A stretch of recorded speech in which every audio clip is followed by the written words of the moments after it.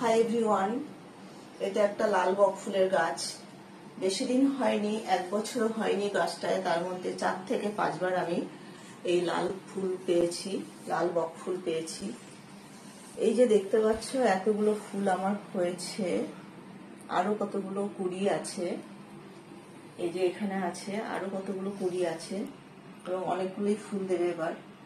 যাই হোক, খুব বেশি যত্নের প্রয়োজন হয় না, লাগিয়েছি, মাঝে মাঝে একটু খোল পচা দিয়ে দিই, খোল পচা জল দিয়ে দিই, এছাড়া আর কিছু খুব একটা দেওয়া হয় না, চায়ের পাতার গুঁড়ো দিই। তো এই হচ্ছে আমার লাল বক ফুল গাছ, আমার ছোট্ট ব্যালকনি, সেই ব্যালকনির মধ্যে আমি এই গাছগুলো করি।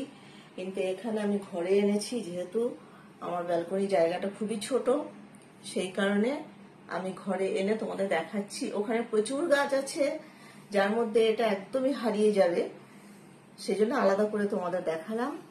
তো চিন্তার কারণ নেই, এই গাছগুলো তোমার বাড়িতেই হয়, টবেই হয়, খুব সুন্দর হয়। আরো ভালো যত্ন করে যদি তোমরা লাগাতে পারো তাহলে আরো সুন্দর গাছ হবে এবং অনেক বক ফুল তোমরা পেয়ে যাবে। এবং এর টেস্ট ভীষণ ভালো, আমরা অনেকবার খেয়েছি, তোমরাও খেয়ে দেখতে পারো যে এত সুন্দর টেস্ট। আর এই পাশে যে গাছটা দেখতে পাচ্ছ, এটা মনে হচ্ছে এমনি হয়েছিল, তো আমি আর তুলিনি।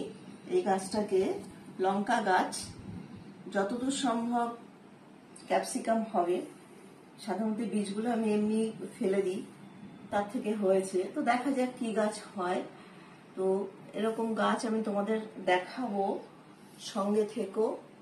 আর যদি ভিডিওটা তোমাদের পছন্দ হয়, লাইক কমেন্ট শেয়ার করে দিও, আর পাশে থেকো আমার নতুন নতুন ভিডিও দেখার জন্য।